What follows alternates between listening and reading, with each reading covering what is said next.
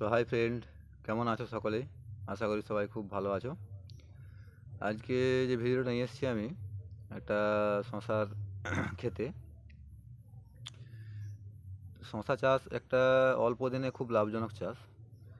এই চাষ করতে গেলে, এভাবে চাষ করতে গেলে, এই যে কৃষক চাষটি করেছে খুব সুন্দর, খুব সুন্দর, মানে কি বলবো, খুব সুন্দরভাবে কে মেনটেন করে চাষটি করেছে। সময়ে সময়ে শশা কম দিনের যেহেতু চাষ, সেখানে টাইমে টাইমে ফার্টিলাইজার, টাইমে টাইমে কীটনাশক এবং টাইমে টাইমে জল সেচ দিতে হবে। মানে একে অবহেলা করা চলবে না।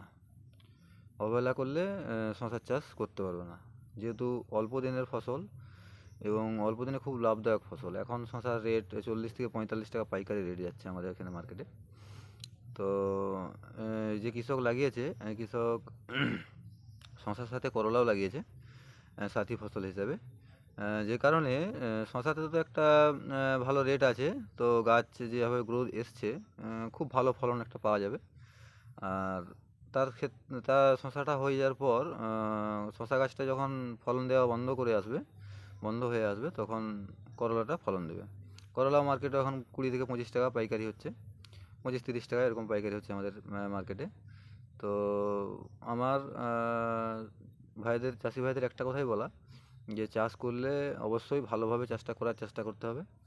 তো শশাতে মেনলি বিশেষ ভাবে বিরাট খরচা নয়, তবু মোটামুটি যখন চারা গাছ 2 থেকে 3 পাতা হয় শশা, তো তখন ফার্স্ট ফাঙ্গিসাইড হিসেবে স্পিন নয়তো বা সার্প, এগুলো ব্যবহার করা।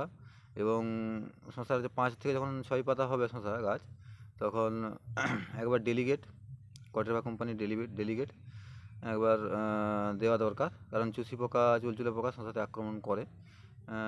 গ্রীষ্মকালে তো মোটামুটি ভালোই আক্রমণ থাকে। তো দেওয়ার পর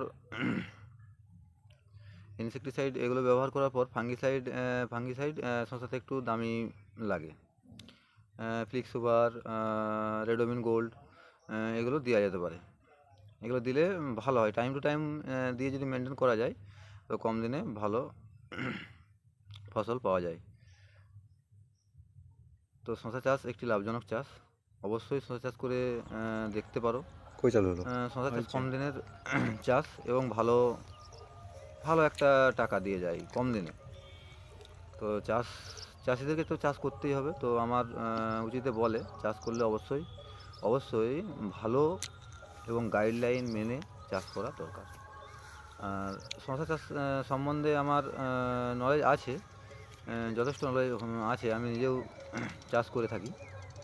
তো যদি কেউ শশা চাষ করতে আগ্রহ থাকো, তাহলে যদি কোনো সমস্যা হয়, তাহলে আমাকে SMS-এর মাধ্যমে জানাতে পারো, আমি অবশ্যই হেল্প করব।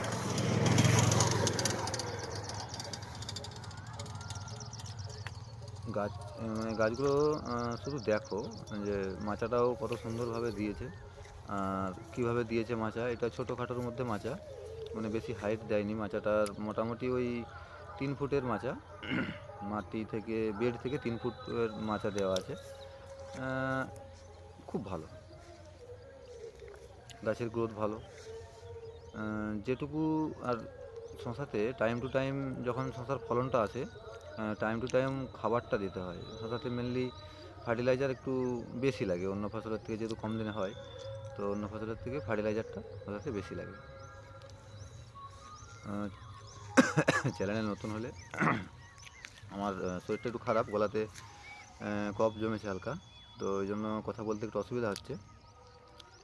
তো যাই হোক, যদি চ্যানেলে নতুন হয়ে থাকো, চ্যানেলটি অবশ্যই সাবস্ক্রাইব করে যেও। আর ভিডিওটি ভালো লাগলে লাইক করো।